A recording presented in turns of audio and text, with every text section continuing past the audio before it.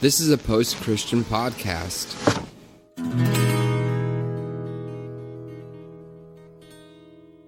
Welcome to the Revolution Church podcast. Hello, everyone, and welcome to Meet Your Congregation. I almost forgot. I almost said welcome to This is Radiocast. That's been a long time. Man. So, yeah, hello, everyone, and welcome to Meet Your Congregation, Revolution Church, where we do exactly what it's called, is we meet your congregation. Mm-hmm. We have a mostly online listenership, and so we want you guys to get to know each other a little bit and see what folks who are listening to or thinking or into or doing. So that's what we're doing today. Mm-hmm. Today's guest is Harley. Is it Harley Mathews or is it Harley Dean Mathews? Harley Mathews is fine. Okay. Yeah. Is Dean your middle name? I started adding the Dean a couple of years ago. Okay. It's like a race car driver when you got three names. Right. So, Harley, where are you from and what do you do? Let's see. I'm from Corpus Christi, Texas, which is pretty much as southest as it gets. We are about 2 hours from Laredo. And what do I do is the longer answer, probably. Yeah. We wear... my wife and I wear all the hats. So I'm a full-time student here locally in Corpus. I'm a history major with a religious studies minor. We own a small business called Love is a Seed. We make contemplative jewelry and then jewelry of all different types, cool. Custom work, as well as kind of a standard, routes of different prayer tools and things from all traditions. Cool. I help out at a church, and we do a heavy metal service once a month just to give people a different option. My brother's in that band. He lives here locally too. What else? Is that the brewery? Is that the church you're referring to? Thy Kingdom Come is actually a whole separate deal. It started around the same time. It started in 2009. The brewery started in 2008. And it started as we're kind of sick and tired of like going to church and being pissed off by like Tuesday afternoon in our regular life. Mm-hmm. We were like, we needed something to just defunk and process what we were going through on a daily. That turned into a community of conversation. And that's something we can maybe talk about a bit, but it's been going now 11 years, and wow. It moved very quickly from Christian focused to all kinds of people, all kinds of folks, and challenging my own theology and pushing me into a place of the person over the placement, whatever people would place that person as, or in whatever box, So it's funny when you think you're like, oh, I'm at this place of I'm here and I'm fully there, and then you meet something or you have an experience that you're like, oh, now I have to stretch it out a little more and a little further. Yeah, you're not as inclusive as you thought you were. Yeah. Yeah. Right, exactly. Yeah. That's a tough stretch though, right? I mean, it has been tough, and like I don't know what comes first, processing what happens or just the happening itself, right? Like right. I don't think you can do them at the same time. The biggest example, we're sitting in a small cafe in like a 10 by 10 space with some couches and things. And we're chatting, and I make some like kind of wild statement that I thought was super hip and cool. And I was like, Jesus didn't want to start a church, he wanted to like revolutionize the world, And a lady goes, well, I think Jesus was Muslim and wanted to hold true to Muslim tradition, and that he loves Allah. And it was this lady that like no clue, right? And I had no idea, right? No like tactile element of like, this is my identity, and was brought by a friend. And at that moment, I had this like, well, what do I do now? And all I could say is, tell me more. Yeah. Like I have no idea what to say about that. And it was funny because, 10 years prior, I probably would have said something like, no way, let's get into a dialogue about that. But it became, I need to know who you are. Like, you're holding this baby in your arms and you tell me something not contrarian at all, just literally out of, this is my passionate response. And so it quickly made me a listener faster than a talker. And I have a bad habit of being the talking face. So. I know how that goes. What's the heavy metal service like? Heavy. Yeah. Yeah. Is it just like local bands or? Yeah. So there's a band in town called Gratitude, Texas, and they started out with a different band. So the band's the focal point of the ministry, and in the sense that it was the five guys that were like, let's do it, let's make it happen, and let's create some space where folks that don't want to harbor the archways of even the church that hosts them can come and experience a message of like hope and grace. The bands have changed. It went from like super doom metal type sound, and that was all the music. There was no like acoustic cover of something and then like one doom song in the beginning. It was just that, and you had lyrics up on a sheet. Now it's a lot more like hardcore sound, things like I guess the Christian element of like looking forward, or my brother's a big punk head, so he wants like 121 covers all the time, and they do JCHC as often as they're allowed, and it's the band favorite, not always the crowd favorite. And but it's been interesting, and hosting it at a Methodist church has been interesting too, with their transition and their struggles right now, and but it's a once a month event, not meant to take over someone's spiritual life or church rob from anybody. It's literally just here's an option, here's something that you can do once a month and get a little bit of encouragement. So it's pretty neat. It's really interesting. Is it more traditional as far as belief systems? I know often, like, I've grown up with like biker churches and heavy metal churches, and often you can find it to be more conservative than you would expect. Mm-hmm. Yeah. So that's a really good point. I grew up with Assemblies of God tradition, and so I'm kind of familiar with that whole. There's like a niche market for every type of thing, but you kind of get the same sermon the whole way. I'm often preaching there, and I try to be more broad. I don't want to give something that they're going to get every other place they go. But over time, it's been that repeated message of you're included. Here's a place for you. You may not find that in other experiences you have. So kind of likewise, don't think that now you can go to church and you're all of a sudden going to be totally accepted. Yeah. But also don't think that this is the only place for that too. There's growth on both sides of it. It moved once from the Methodist tradition, chose a different church because of leadership. And it has moved back because leadership has become a lot more open. We're real clear that we're open and affirming in that service. That's cool. We're real clear that it is tied into St. John's United Methodist, and at the same time that, we can agree to disagree on various things. So, yeah. Oh, very cool. That's wouldn't call it conservative. I don't know. Yeah. So you're are you going to school studying history and religion? Mm-hmm. Do you have a path that you're looking to go on in your life? Like, are you looking to stay a minister, or you want to become a history teacher or a writer? Right. So, I'm 35. I just turned 35 November 4th. And the last 15 years or so, it's been ministry. That was kind of the thing. It was given to me by the AG folks, and like, this is your call. And I kind of kept wanting to grasp that. And I don't, to be totally honest, my wife and I have shared a lot about it, and we're like, I just don't trust the church as a whole, like to be in ministry full time, to give us the life that we want. So my route right now with school is history major, religious studies minor. I'm looking to go to graduate school and teach on a college level. Yeah. And I feel like that's the same kind of, like, there's a space there, to have dialogue and have conversation, which is what the brewery became.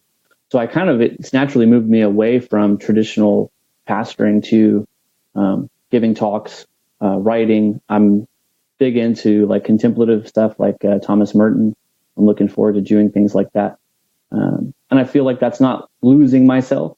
It's been the big question of, am I going to have to let go of a bunch of my identity, whatever that means, to go into this other field. But at some point you pick what's right and what can meet both spheres. Cool. So. You mentioned earlier about meeting people and new experiences kind of changing your personal theology? You don't have to, go into a super detailed explanation. You don't have to even explain it if you don't want to, but I'm just curious, maybe recently, maybe in the past 5 years, have you seen any specific shifts in your own personal worldview? Yeah. 5 years. Or I don't know, I was just trying to not make it too broad of a question. Just recently, I guess. For sure. Yeah. Yeah. I have a habit of, this is my professor always condemning me for, or not condemning me, that's me. I don't know. You talk really widely, talk more specifically. You can go as broad as you want. It's totally up to you. I'm just curious about how your personal journey has been kind of evolving your theology. Yeah. So growing up AG, it was very cut and paste. You had everything in front of you. This is exactly what you know to do and how to do it. And there was this weird promise of if you do this, you're going to be successful. These there's this misusing of text, your calling makes a way for you. And that can be true. But what it made for my wife and I was a whole lot of pain when we would go to a church and bring our friends that were LGBT, or we would bring our friends that were not interested in converting. They were just interested in community, and they were told to leave, or we were told that we're going to be phased out, So a lot of that became, I guess, the most recent, overwhelming thing that's going on in my head and my faith at the moment is identifying myself as Christian is still something I want to do. Mm-hmm. Even though I love Buddhism, I love Hinduism, I love studying religion, because I think that ultimately they're all saying similar things. But I'm not going to let go of that central point for my life, but not require it for others. Cool. And that's a huge thing for me. That was a huge shift. And I was sitting at a service that a friend of mine was doing, and I thought to myself, oh, I'm not like that, or I'm not like this, or I'm not like that. And so moving away from I'm a Christian, but not You're right, has been a really big turning point for me. Because what I do is inevitably I find myself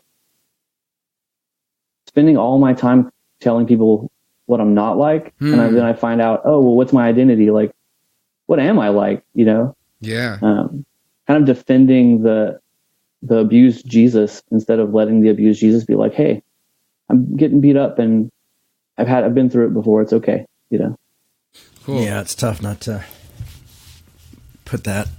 I'm not like everybody else, because people hear that word Christian or whatever. It's just, everybody carries so much baggage with them that it's kind of tough. Everybody's got their own glasses, and sometimes all you can do is kind of just be in people's lives and let them see it, Yeah. Actions speak louder. Yeah. Right. And get to know people over time. Sure. But that's tough. Yeah. So what, you got all this going on in your life, and I guess you listen to podcasts and you listen to Revolution. Mm-hmm. How'd you find out about Revolution, and what kind of brought you into it? Yeah. So, that goes pretty far. I read Son of a Preacher Man when it came out. Okay. That was a long time ago. That was 20 years ago. Yeah. 2001, I guess. Yeah. I looked at it earlier. I was like, I don't even remember. And followed whatever was being published out of Atlanta, and then when you moved to New York, and then now, and it's been this space of consistency. Maybe Consistent change. That's odd. well, but I was listening to the interview with Yarborough the other day. Yeah. And he said something that I thought was so funny, and I don't know if anybody else has said it, but he said, keep doing all the sermons on Galatians. Keep doing it. And there was this chuckle in the room, and kind of it was Revolution has been a place where I can always hear grace. I can always hear the recent turn towards maybe not turn, this revealing nature y'all have been doing the last few podcasts, maybe the last 3 months or so, of there's a left side and right side, but that's not the discussion. That's not the real discussion. Yeah. Yeah. Like if we're stuck in that discussion, then we're never getting to like talking together. And that's huge for me. I don't think that's never been said by y'all, but I feel like, especially right now, and you kind of repeat this pretty often, Jay and Caleb, like, if we're going to have a discussion, some of these things that we hold to so true to have to be not tabled, but reorganized maybe, so we can have those dialogues, that's been huge for me with listening recently. Oh, great. Because so much of our life is conversational based. It's so much of not what do you believe, but what are we doing? So Revolution's been that for me. It ultimately led me towards believing I had a space in ministry, that reading that book, hearing things like church should be more like AA than like, what it usually is. Yeah. Statements about the intersection of, to me, like before I got into like, what's the intersection of Buddhism and Christianity, right? Like what's mysticism? It was as simple as like, what's the intersection of Joe Strummer and Jesus Christ? Like, like really, like there's gotta be layers to this sort of thing. And that permission to be there that you gave to online listeners, even way back. I mean, and then recently just having on all the people you've had on is so neat. And,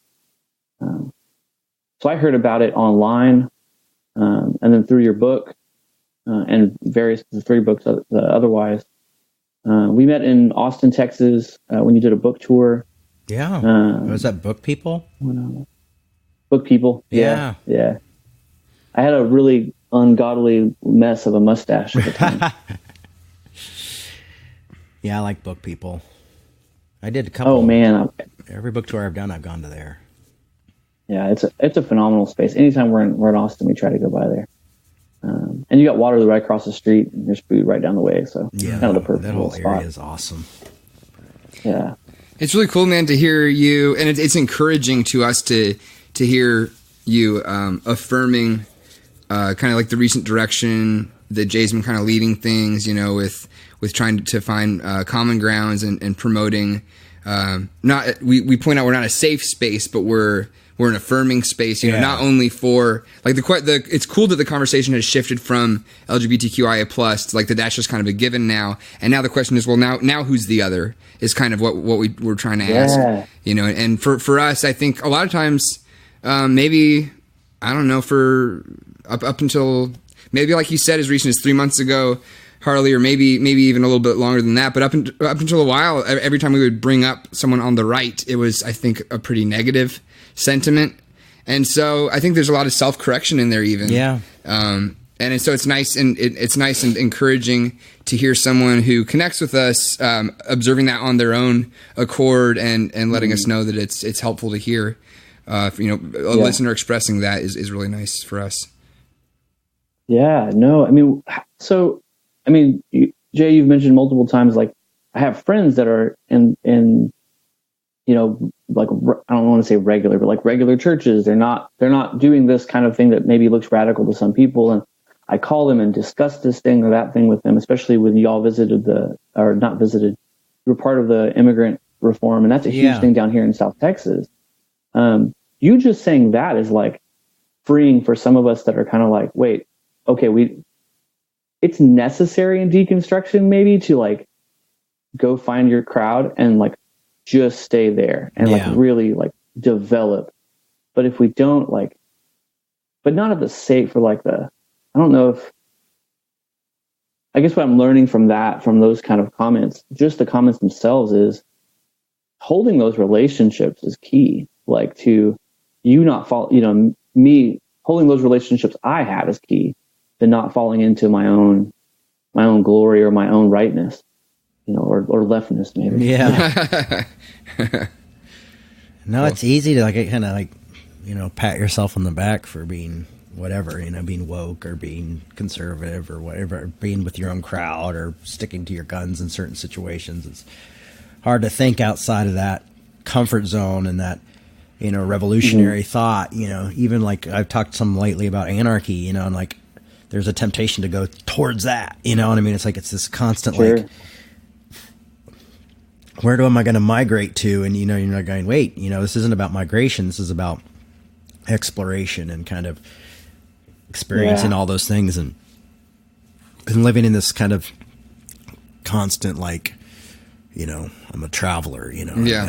I'm not putting my flag down anywhere. Yeah. It's a very postmodern approach, I guess. And, it's tough to have because it's, you know, certainty is not always with you, you know, and doubt seems to be more of a passenger, you know, but, you know, you learn and you hear, you know, like conversations like this, you hear like, oh, okay, you know, people are hearing it and getting something out of it. Sure. And, it, you know, and they're doing more than we are.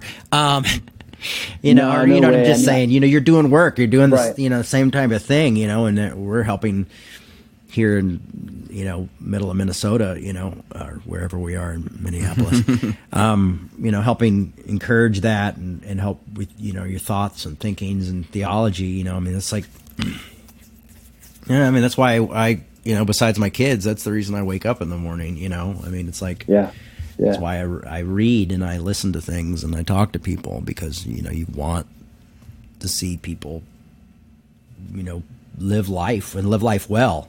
You know, you want people to get this ideas and take these ideas and use it to have, I mean, I want people to have a better life, you know, not a happy life. I'm not trying to sell happiness by any means, you know, because suffering is such a huge part of life, but being able to live in those constructs or those, you know, diversities or adversity, I think is what I'm looking for, you know, and make it through that and still have a good life, you know, and see both sides. And so, yeah, I mean, that's great to hear, you know.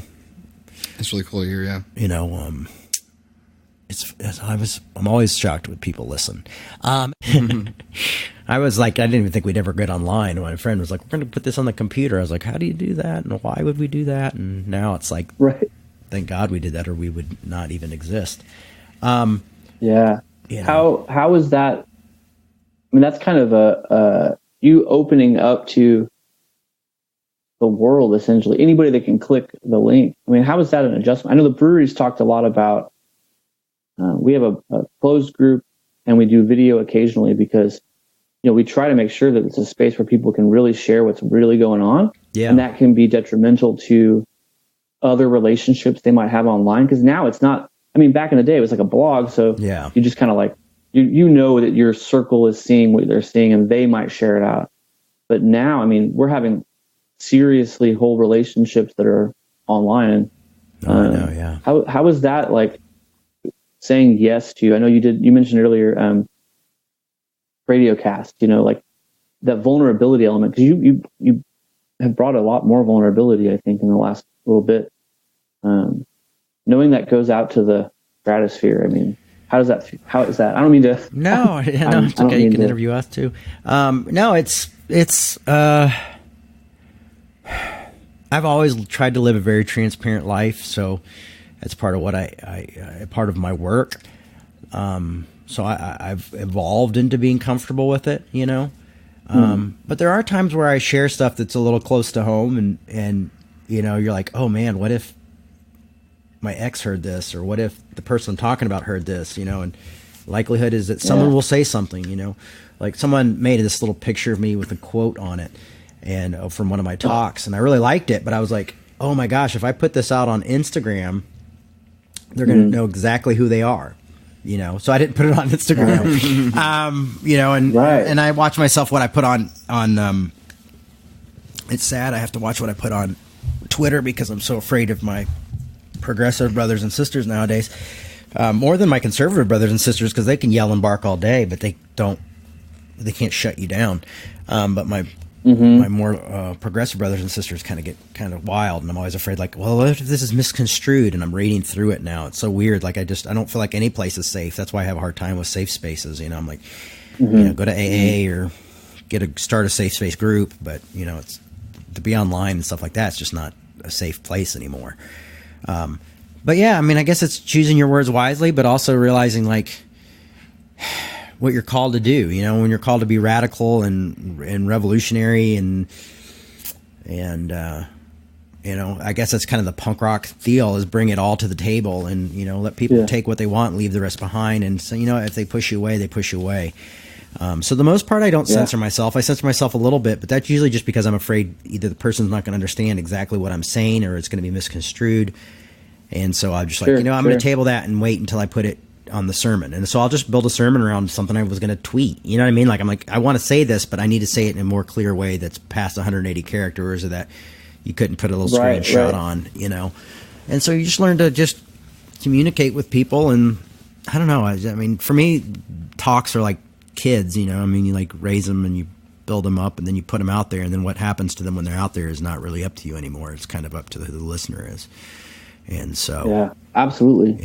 That's what I try to do. And, I mean, after coming out as affirming, I don't know if anybody can hit me as hard as that did.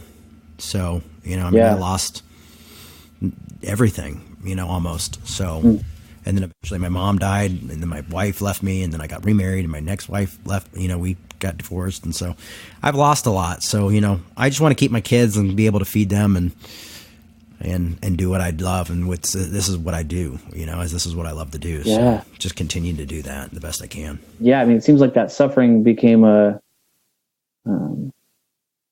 shitty tool, but a tool nonetheless. You know what I mean? Golly.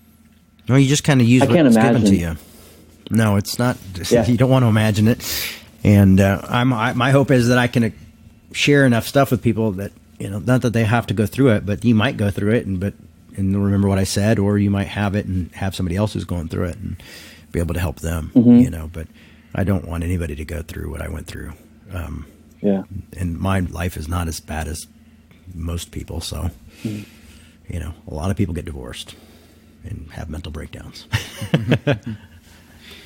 But, so one of the things we do, I guess we'll go on, is, we always ask people what they think we could add to the church or take away from the church, or just do more of, or do better at. Right. And so this is your time to shine. Be as brutal as you want. Push back. Will I cry later? Man. Let's see. Or forever hold I'm trying to think. I know that was I knew that was like the big finish, right? Yeah. The podcast. And I was like, shit, what do I say?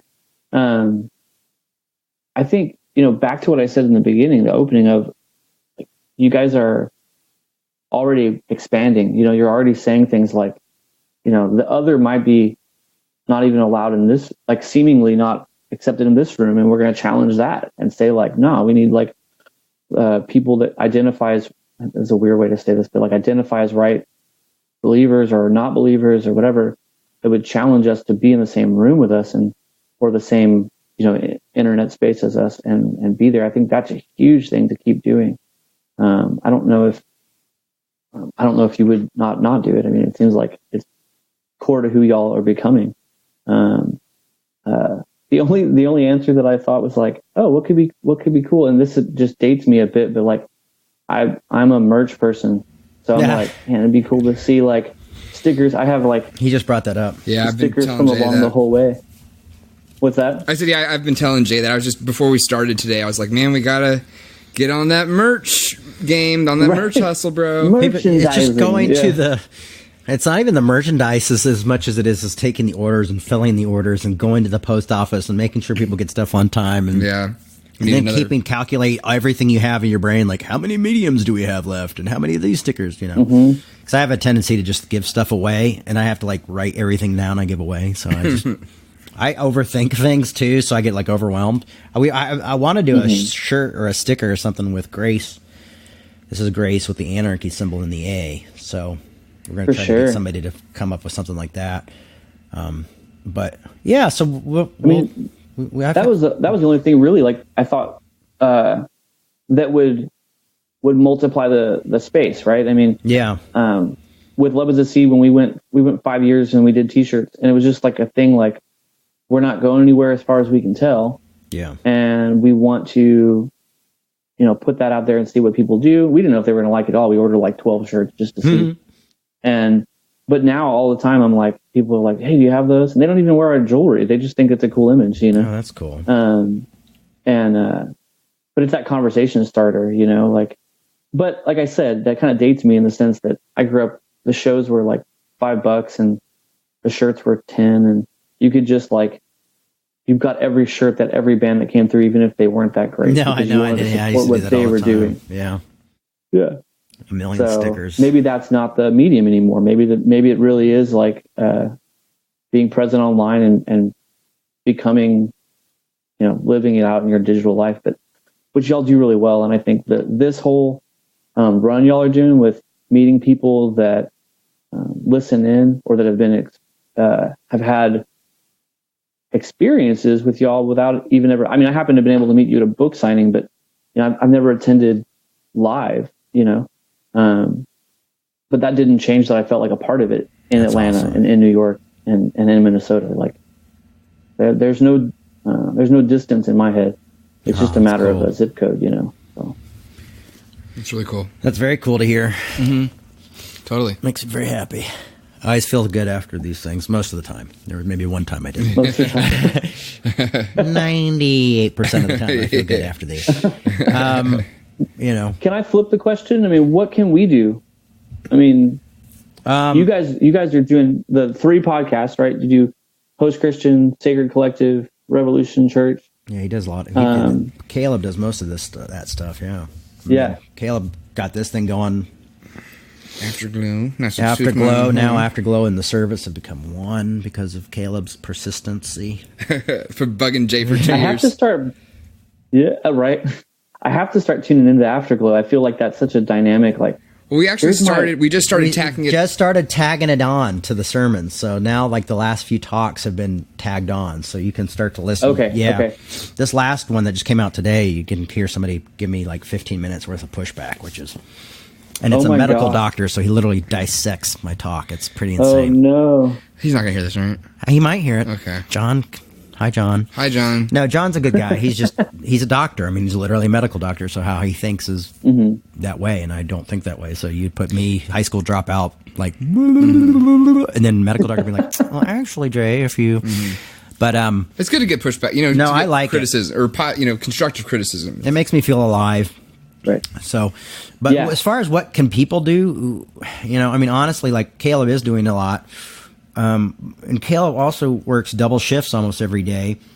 Doesn't have a car right now. We've been trying wanting to raise enough money to get him on payroll. Years ago we had like 7 staff members, and we all even had insurance. That was pretty crazy. Now I'm the only staff member. I'd like to see the church be able to have enough funds to be able to have Caleb on at least part-time. And see him getting paid for the work he does, because he does his work for most people for nothing, and that's probably not a good thing. And I can see it wearing on him a little bit. And we're doing this right now because Caleb was like, "Hey, we should do this." We do the Afterglow because Caleb was like, "Oh, we should do this," and I was like, I'm always like, I don't want to do anything else, But Caleb's like, "I'll do it." I'm like, "Okay," and now we're doing it, and it's helping. So I mean, really, we could use.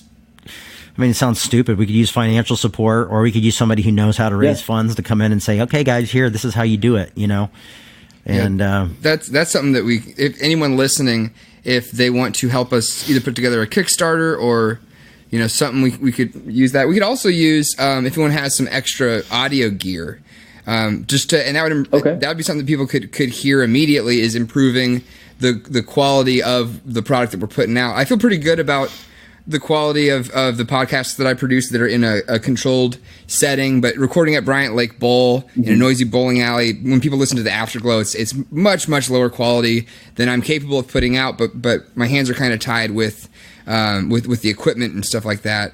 So yeah, if anyone's listening has just some used old beat up, especially, I mean, we need condenser mics, headset or headphones, mic stands, even if someone, we can maybe pay for the shipping if someone wants to ship something to us. And I've been gun shy so many years because of my dad and my parents about raising money that I just never really made it a major focus, Like, I'm just like, it'll just magically come. And I've realized over like this past few months where we've been putting extra work in that it hasn't necessarily been bringing, extra support in. And so we definitely could use support from people out there. And, it's such a hard conversation to have. I mean, I'm sure like also with a mainly online community, I know even the brewery, we're kind of like, we meet at a church that lets us use their space, Yeah. and it's how do we figure out what's fairness with that, and we've never taken any kind of pay for what we've done. It's been 11 years, and it's like, man, that was a heavy part of the decision making to go into teaching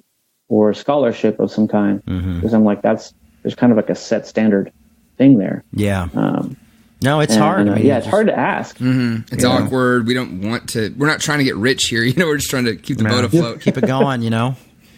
And having kids and stuff and doing this full time is a blessing. But it's also tough. So, and seeing Caleb work just his ass off and struggle, that's tough too. So, yeah, you ask and you shall receive. That is the answer to our question. I'm sure there's always more, there's always like, oh, we'll need to, but somebody came and built our website for us recently. Mm-hmm. Hey, Josh. Yeah. Josh. It's great. I love it. Yeah. Josh put our website together finally after like 6 years of being here. And, like all this kind of stuff just kind of has happened. And, so, now we just need to, figure out how to make this thing stay afloat financially. So yeah. Anyway, enough about money. Yeah, right on. Man, thanks for being on and thanks for hanging out with us. Hey, thank you. Yeah. Yeah, I appreciate it. I appreciate all y'all do and what I'm getting out of it. I'm always know it's a safe place to be. Oh, and it kept me grounded in Christianity when I was ready to let it become minor. So I'm thankful for that message of grace on repeat. Cool. So yeah, do you want to say again the name and location of the ministries that you're involved in case there's any listeners who are in your neighborhood who want to check it out? Just do a little plug. Sure. I mean, I'd rather them follow you guys, honestly. That's nice. Well, they're not gonna hear this, if they're not already following this. Well, right. So I'm in Corpus Christi, Texas. I do the Brewery CC. We set up once a week, and it's a multi-faith dialogue. And it's not a church, but a multi-faith dialogue, so anybody can come and have that conversation. My wife and I own a jewelry business here in Corpus Christi called Love is a Seed, where we do contemplative jewelry and set up spaces for people to have conversations about what they wear and how they are expressing themselves and what stories they're telling themselves. So those are the two main things that we do. And I'm proud to be a member of Revolution, and I'm looking forward to seeing all the great things that y'all are doing. Awesome. Thanks, man. I just followed you guys' jewelry on the Instagram. So I love jewelry. So much blessings. Thanks, man. Yeah. Awesome. Well, keep up the good work and stay in touch on Instagram. Will do. Thank y'all so much. Thanks for your time, man. Thanks for listening. Yeah, right on. We'll be in touch, brother. If questions, let me know. Okay. All right, sounds good. Right on. Thanks, buddy. Later. We'd like to remind you that our ministry is supported 100% by listeners like you. To make your 100% tax-deductible donation today, please visit revolutionchurch.com/donate. You can also learn more by clicking the donate section on the website. Hi, I'm Caleb with Post Christian Podcasting. If you enjoyed this episode, you might also like The Sacred Collective. We need more voices, I think, to kind of get up and say this is not okay. For sure. Yeah. Cool. Start with your article and we'll interrupt you. All right. So my article is just basically my story, and I'll read it, and you guys stop me anytime and ask me questions. Perfect. All right. Most people didn't know that at one point in my life, I checked myself into conversion therapy. I recount my memories or the lack thereof. The dangers of gay conversion therapy, also called reparative therapy, has been brought to light in the wake of Gerard Connolly's memoir, Boy Erased, and now the twice-nominated Golden Globe movie. Besides the numerous articles outlining this dangerous practice, the film acted as a catapult for personal stories from ex-gay therapy survivors like myself. I remember sitting in a theater watching the film with my husband and friends, unable to move. My husband must have sensed my tension because he tried to gently hold my hand, but they remained motionless, clenched at my sides throughout its entirety. I couldn't move. I never spoke about my experience with how I checked myself into gay conversion therapy. Most of my friends don't even know that part of my life. It was a weekend night when I came home from work, and I walked into the house where I noticed both my parents in the kitchen. I've done it almost every day, but this time around, things seemed different. The air was tense, and I could feel something impending. Walking into the kitchen, I saw my mom fervently washing the dishes quietly with her back towards me, and my dad sitting next to the table with one leg over the other, quietly looking down. My eyes traveled to the rectangular object on the table, and my heart stopped. There, laying on the kitchen table, was a gay porn Falcon video I stashed in my room, adorned with Butch Leatherman on every surface of the VHS tape sleeve. My heart stopped and dropped, and my surroundings began spinning in slow motion. I was caught, and there was no getting out of it. I was closeted and still living with my conservative Romanian Pentecostal parents, because in my culture, you don't move out until you're married. Needless to say, all my friends at the time got married in their early 20s, and I was still a good Christian boy waiting for the right girl. Quotes. My parents took me to the garage and ordered me to smash the VHS tape to pieces with a hammer while they prayed to cast out any gay demons in the name of Jesus. My mom didn't speak of the event again, and my dad told me to, quote, just stop being gay. Shit. If it were possible, I would have, but I couldn't and I didn't. I was living a double life where at church, I was a good Christian boy, while on my free time, I'd sneak away with men I'd meet online or at the bar. I was miserable, depressed, and torn. There had to be a way out of it, I thought. That's when I stopped by the local Christian bookstore. I peered through the shelves in the men's section, looking cool and casual on the outside, while my stomach was in knots on the inside. Topics of how to be a godly man, sexual purity, fatherhood, warriors, sports, etc. took precedence. Then there it was. Tucked away was the book on how to break free from the, quote, bondage of homosexuality. That was a post-Christian podcast.